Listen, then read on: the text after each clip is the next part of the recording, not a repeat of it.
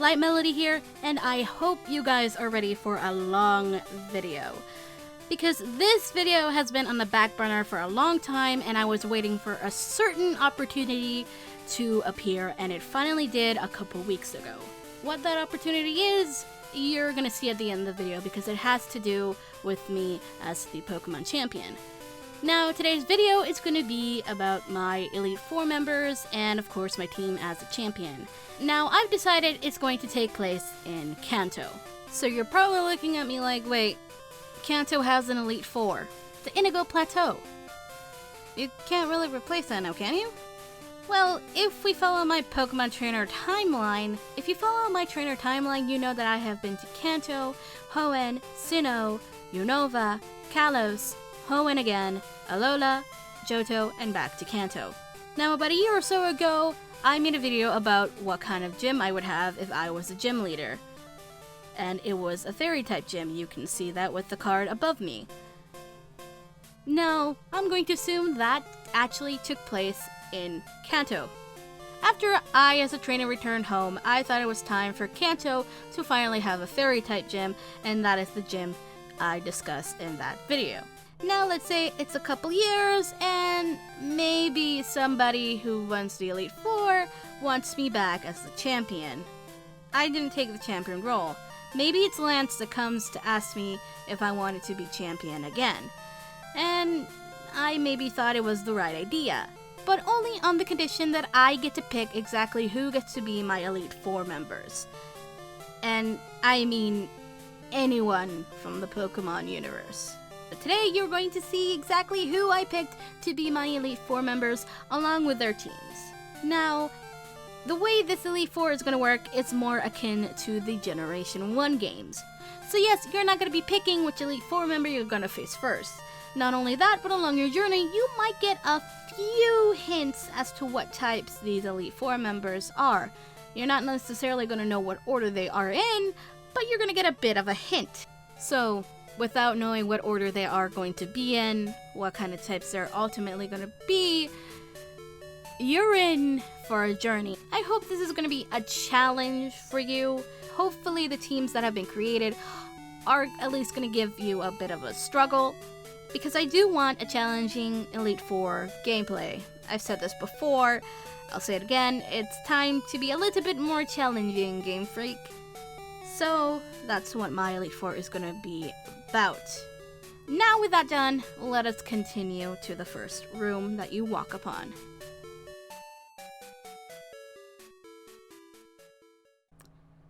Now you've entered the very first Elite Four room. Now around you, you see that it's actually very grassy. There's one tree in the corner, and you are surrounded by yellow saffron flowers. At first, you feel kinda calm and relaxed, but then you feel threatened. You feel as if there's something powerful here, and indeed, there is.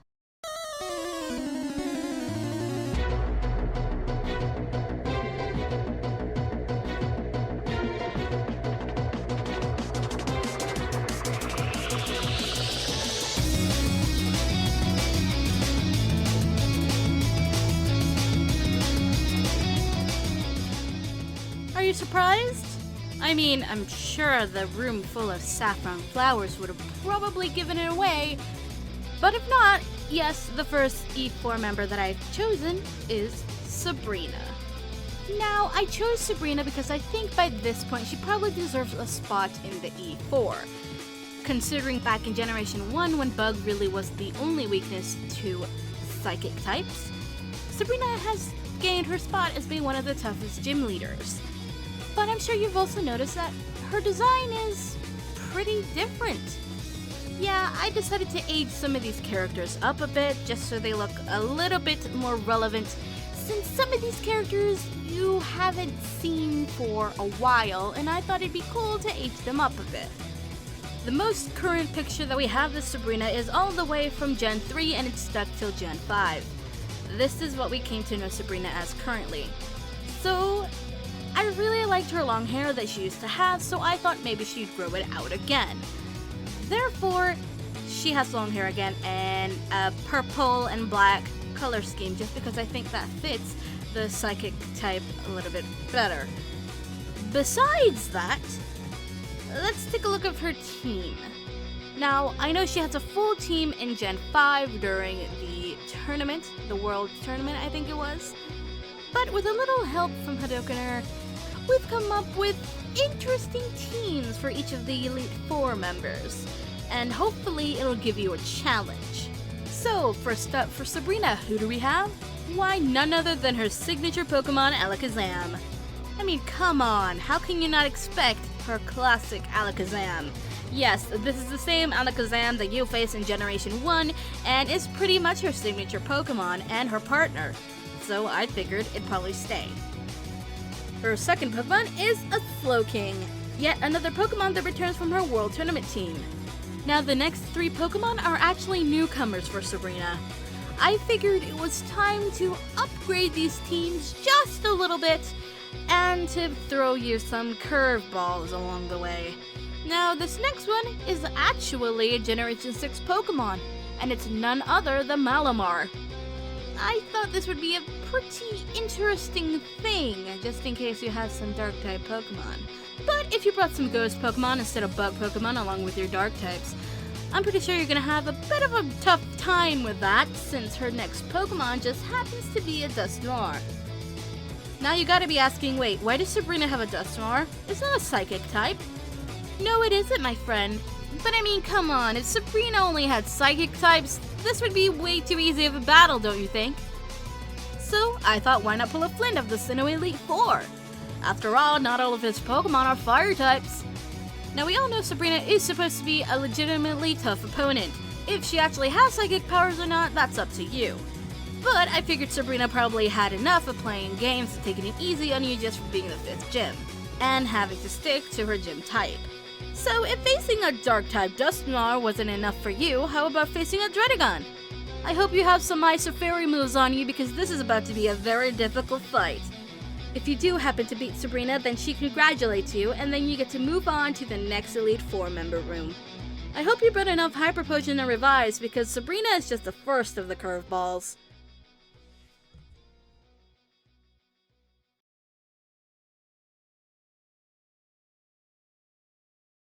So you open the door that leads you to yet another garden room, except it's actually a forest.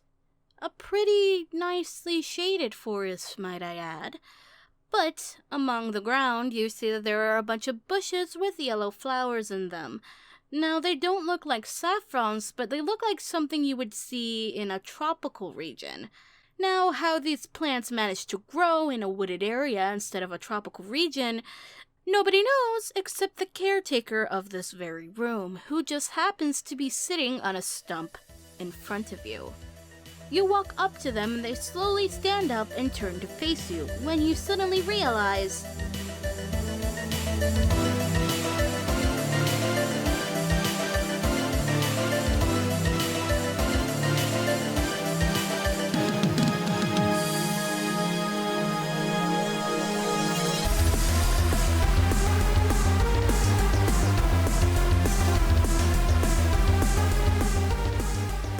That's right, I decided to contact a very recent friend known as Ilima from Alola.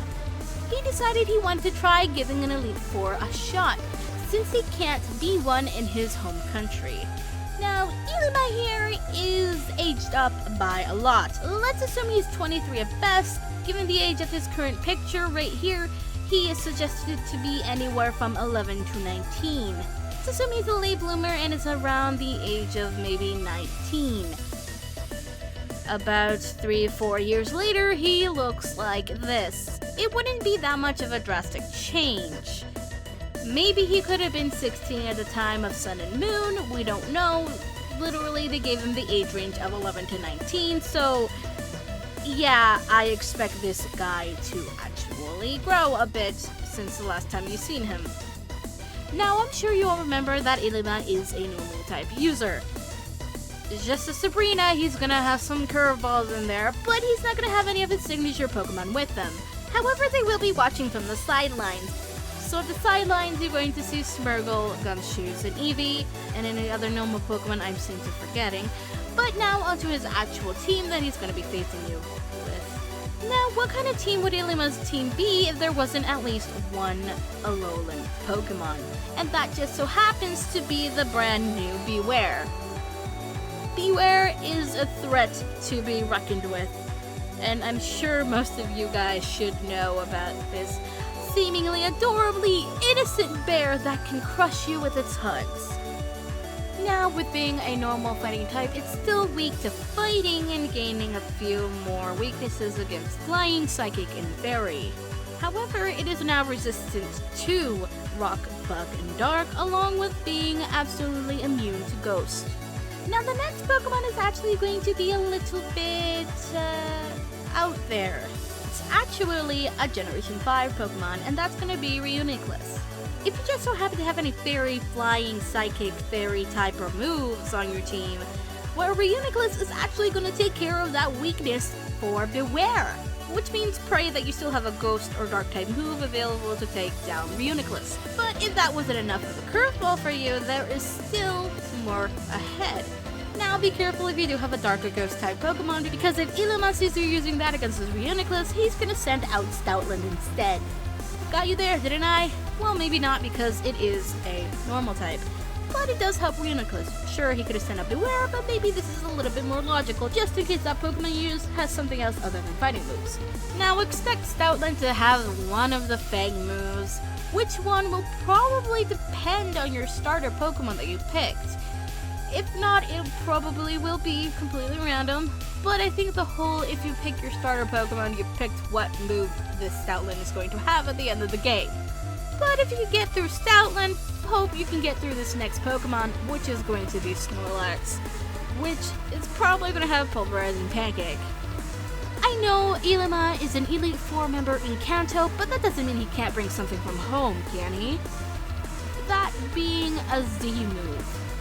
And just when you thought you were getting through everything just fine after beating that Snorlax, you encounter a Noivern.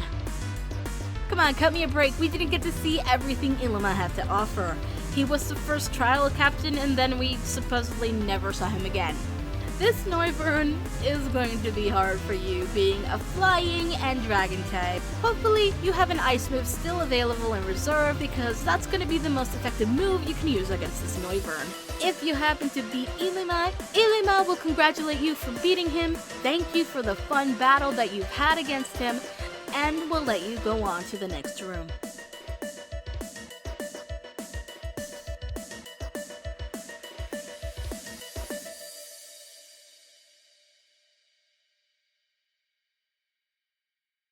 And on to the next room you go, which is yet again another garden room.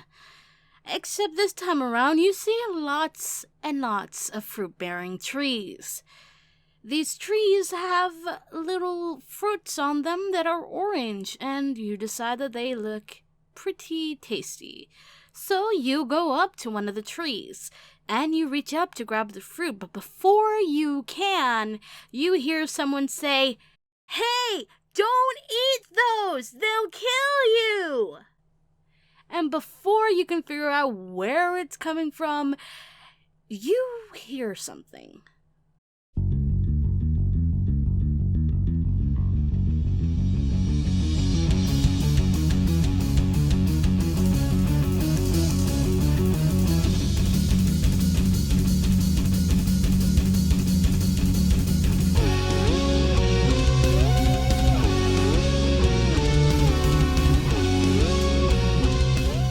That's right, my third Elite Four member is gonna be Roxy. Now, I personally like Roxy, not because she's a rock star and is part of a band, but I just think she's a cool character. Now, I might have not watched the black and white anime, so I don't know how they portrayed her there, but in the game, she's actually a pretty cool girl. Now, Roxy here, you see, has aged up quite a bit. Let's assume she and her band have become famous for a while. They've been on tour for a couple of years. They've released a couple albums. But now Roxy is ready to go back into the Pokemon trainer scene. So, I decided to call her up one day and she's like, yeah, I'm totally down to be part of your Elite Four. So here we have Roxy, twin tails and all. Now let's take a look at her Pokemon. Now the first Pokemon on the list is going to be her signature Pokemon and her partner, Scolipede. Yeah, that Whirlipede you fought back in Unova, it's evolved into a ferocious Scolipede. But just because it's a bug and poison type doesn't mean it doesn't have its weaknesses. And of course, it's going to be absolutely destroyed by flying, rock, fire, and psychic. But as always, there's a curveball. And that is going to be a Slurpuff. You gotta be wondering, why would Roxy have a Slurpuff? Now, I imagine Roxy found the Slurpuff when it was a Swirlix on tour in Kalos. And this Swirlix was just rocking out to her music, so she had to add it to her team. At least that's what I think. Plus, she found it adorable too, so she added it. And it became a really good buffer for her team's weaknesses. Especially the weaknesses that come with the next Pokemon, which also happens to be from Kalos. It is Dragalge. Ah, come on, Dragon again? Yeah, but it's also a poison type. And you know how Roxy is. She needs her poison types. And I swear, she probably saw this dude rocking out by the beach too. But it does have a glaring weakness of being weak to ground, psychic, ice, and dragon. But again, Slurpuff is there to be a buffer. So what's the next Pokemon? Well, it's another Pokemon that she found on the tour. But I think this one she was just out sightseeing. Cause I don't think she was rocking out near the heat where this Pokemon is found. And that just so happens to be Salazzle. Ah yes, this Pokemon that has a quad weakness to ground, double weakness to rock, water, and psychic. I don't think Slurpuff's gonna cut it for this one. The Salazzle is a poison fire type with a lot of resistances. It's good, but it isn't perfect for Roxy. But I think her Salazzle needs to call help from one other person just to make sure this goes smoothly. And that's gonna be Cloudser. A water type? Am I crazy? Maybe. But it does cover a lot of things. It's normally damaged by a lot of things. It's resistant to steel, fire, water, and ice, which is actually perfect for not only Salazzle, but also to cover Dragalge for the other ones that Slurpuff can't handle. So you're gonna be asking, are all of these Pokemon from Kalos? Because it looks like half her team's from Kalos. Nah, I don't think Cloudser is from Kalos. I think she's from the Ponybreaker Coast. That being said, it is a pretty nice team Roxy has going here. Now, if you're able to get through all of this, she'll congratulate you, thank you, pat you on the back, and then play you music for you to walk out to the next room.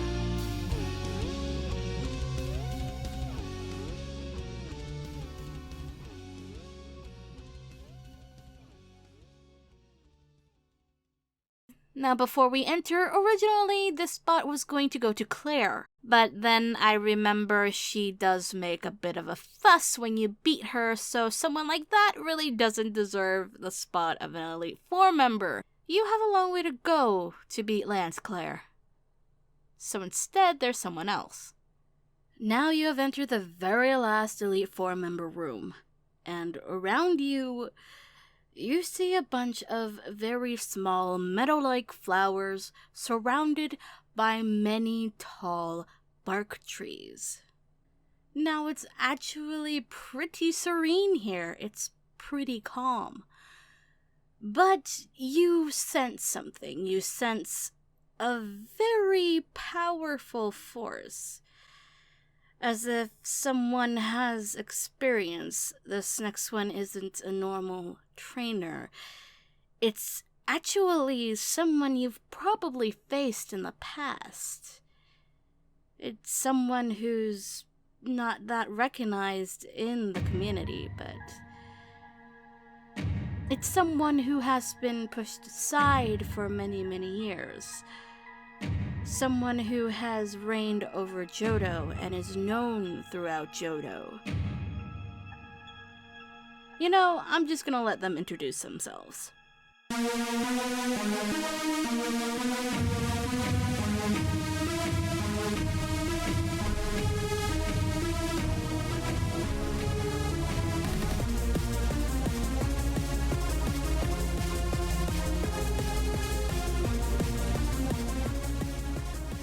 Oh yes, I picked Chris to be my final Elite Four member. In all honesty, she's probably the one that gets the least amount of attention from Game Freak in general. I'm pretty sure Lyra, her replacement in the Gen 2 remakes, gets a lot more attention. Chris has been left in the dust, so I decided, since she is my favorite Pokemon protagonist from the games, she deserves a spot here as my final Elite Four member before you guys face me.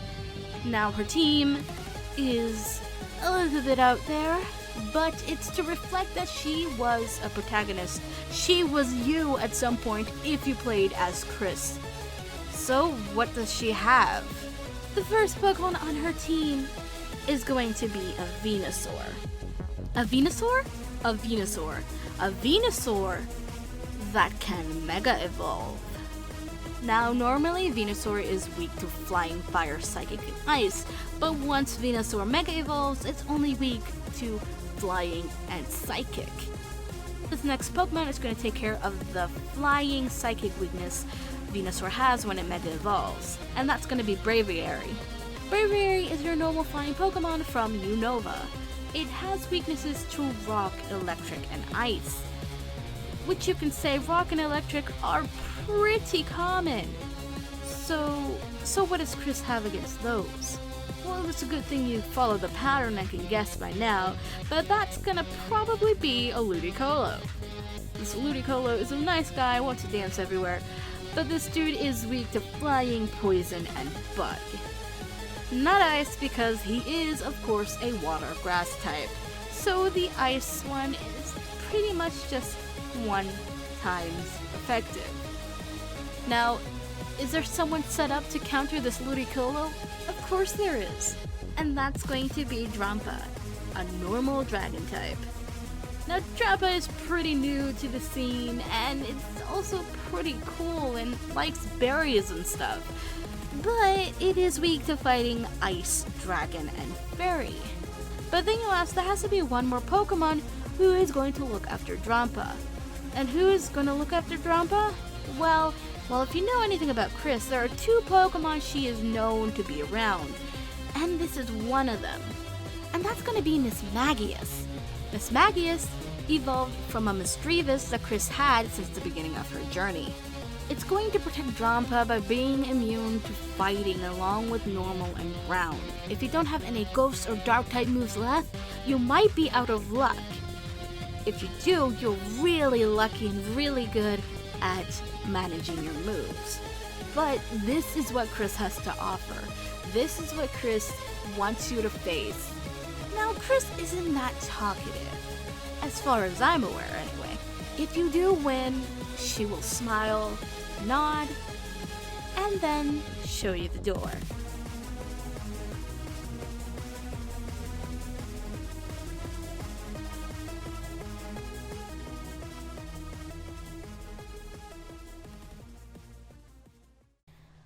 So, you've battled all 4 of the Elite Fours. You've completely beaten them. Now, in front of you, you see a young boy. Now, this young boy is gonna be Morgan. He's gonna ask you to follow him to the champion room. You follow him for maybe 5 minutes, maybe. I don't know, it's a very long corridor. I don't know the passage of time, so let's say 5, or if not, maybe 2 minutes. I don't know. Anyway, you get to the door, and Morgan asks you if you want him to open the door for you, or if you want to open it. Now, it's not really that much of a option, I guess, but you can choose to open the door, or Morgan can open the door for you. It's just there. It's a nice little option to have. Once you enter the room, you see it's a nice grassy field. In the center, there is a Pokemon battlefield, and around it are white fences. On the other side of these fences, there are actually a lot of Pokemon. Now, these Pokemon are the Pokemon that I've caught in the past. Some of these have been on my champion teams before, and some of them aren't. But they're all Pokemon that I've owned, and they like to watch battles. Not that they particularly enjoy participating in battles, but they like to see what happens in them. Now, in the back of the room, you do see there is a very tall, very big cherry blossom tree in full bloom. Now, you notice that you are the only human in the room, but then you see something fall from above the tree. That so happens to be me and Violet. Now, we could crash and burn into the ground if you wanted to, but we're actually saved by a nearby Glade named Cecil. I end up walking to the battlefield and welcome you to my room. So as I welcome you, I congratulate you on beating Sabrina, Ilima, Roxy, and Chris. You have to be one powerful trainer to get this far, right? But I must ask you this one important thing. Did Morgan open the door, or did you? You did, huh? Then I guess you must be confident. How about you show me what you and your team can do together?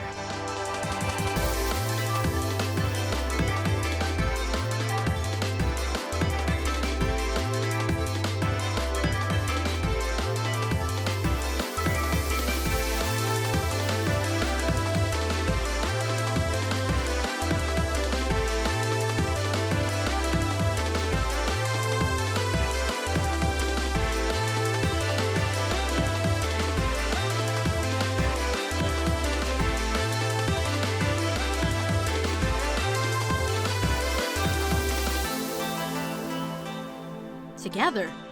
What do you mean by together? Well, if you've challenged my fairy gym beforehand, you probably can tell what this mechanic is.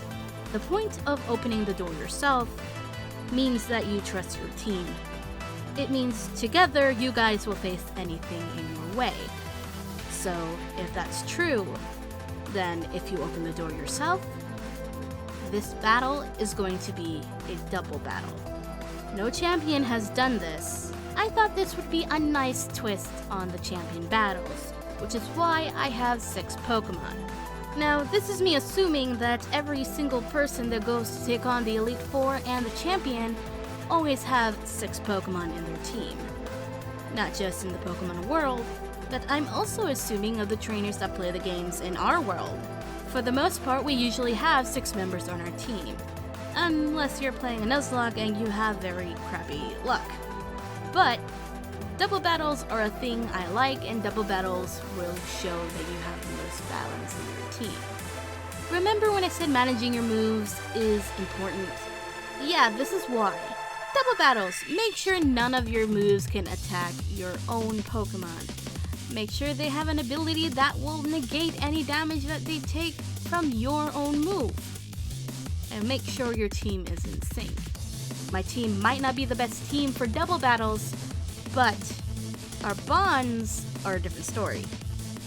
Now you might say I'm crazy because Pokemon isn't real, but at some point, I assure you that we all had a Pokemon that we're attached to. For Spectre, that's Chandelure. For Mystic Umbreon, it's Umbreon. For Arizo, it's Charizard. For Ace Trainer Liam, it's Poliwhirl. Everyone at some point have their favorite Pokemon. Sometimes it's the very first Pokemon that they have, and other times, it's a Pokemon they find on their journey. For me, it was the very first Pokemon I've ever had, and you guys should know this already. It's Violet the Pikachu. Now she's going to be the first one that comes into the field. As for her partner, that's going to be Mikaru the Staraptor. Now, Violet over here has Lightning Rod, which means if she's paired up with Mikaru, who is a normal flying type, yeah, those electric moves are probably not gonna do much. As for her specific moveset, well, she's gonna have Volt Tackle, and I think you guys can get where this is going. I'm going to have Picanium Z, or Picanium Z, I don't know, however you want to say that, but I am gonna have that so Violet can use Catastra Pika. But just in case you have a ground or rock type to use against Violet, she has Volt Switch, so if she's faster than your Pokemon, I'm going to be switching her out. And lastly, for maximum damage, there's Thunder and also Return. Like I said, this is the Pokemon that has stayed with me since Pokemon Yellow, so our bond is going to be pretty strong. As for Mikaru, she has the Intimidate ability. So that's also why she's paired up with Violet. Not only does Violet protect her from electrical moves, but she also lowers the attack, so you can't almost, maybe not exactly take out Violet in one shot. But I've known Violet for a long time, and sometimes she does pull through for me, even living on 1 HP various times. Mikado is going to have Rain Dance, Brave Bird, Roost, and Facade. So Mikado can use Brave Bird a couple of times before I have to use Roost on her. If you do so happen to have a ground type move or a ground type Pokemon to use against Violet, I'm going to use Volt Switch like I said before. So instead, who am I going to send out? Well, that's probably gonna be Blake the Decidueye. This is gonna be the Decidueye with Overgrow, having Energy Ball, Leaf Blade, Spirit Shackle, and Steel Wing. Now, if you end up having Flying, Ghost, Fire, Ice, or Dark type moves or Pokemon, I'm gonna send out someone to protect Blake, and that's going to be Reina the Absol. Now, Reina here has pressure, so you're going to be ending up using more of your moves as long as she's on the field. She also has an Icicle Plate, which means if you have any Dragon-type Pokemon, they're going to be taken out by a powerful Blizzard. Not only that, she also has Stone Edge, Calm Mind, and Dark Pulse. If you do have to take out Blake, Reina is going to need some backup, and that is going to be a Pokemon you've seen already, Cecil. Now, being psychic and fighting, they're only going to be weak to Flying, Ghost, and Fairy. Bug isn't going to be a real problem for Cecil here. Cecil here is not only going to have the ability Steadfast, he's also going to have the moves Shadow Ball, Close Combat, Psychic, and Heal Pulse. Plus, Cecil is gonna Mega Evolve. I know, a Mega Evolution and a Z move? Who would have thought? I know we all do it these days, but it's interesting. Because I'm not going to use my Z move right away. I'm going to keep Violet alive as long as possible. If it comes down to it and she's the very last Pokemon, I am going to activate that move. With Cecil, however, he's going to Mega Evolve as soon as possible. And if you happen to take Arena, I'm going to send out Lazuli the Gyarados. Now, Lazuli here is going to take care of any of the weaknesses that Cecil has, only being weak to Rock and also a 4 times effectiveness against Electric. If Violet is on the field, she's also going to protect Lazuli here.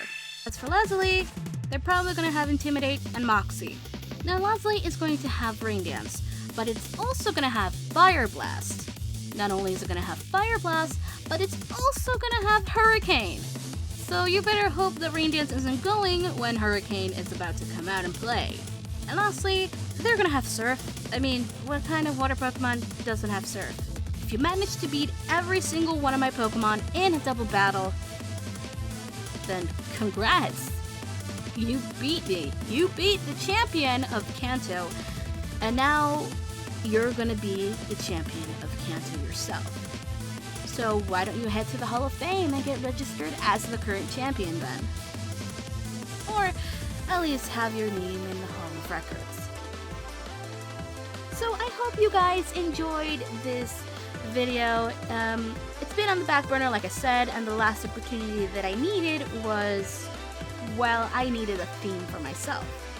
I didn't have a theme song, and I couldn't find one that I liked. So what I did was waited for VanilluxePavilion to open up commissions, and they did a couple weeks ago. And I have them commissioned this song that you're listening to right now. Above me is a card that will lead you to the song so that you can listen to it in all of its entirety. I really have to thank Vanillux again because this song actually came out exactly how I intended it to sound and how it feels and everything. So, again, thank you. I love this. I need to use this for something else in the future.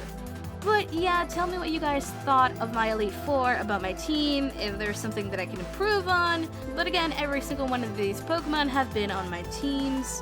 Oh, and just so you know, Violet is from Kanto, Decidueye is from Alola, Mikado is from Sinnoh, Cecil is from Hoenn, Reina is from Unova, and Lazuli is from Johto. So I guess I'll see you guys next time. Cue the outro!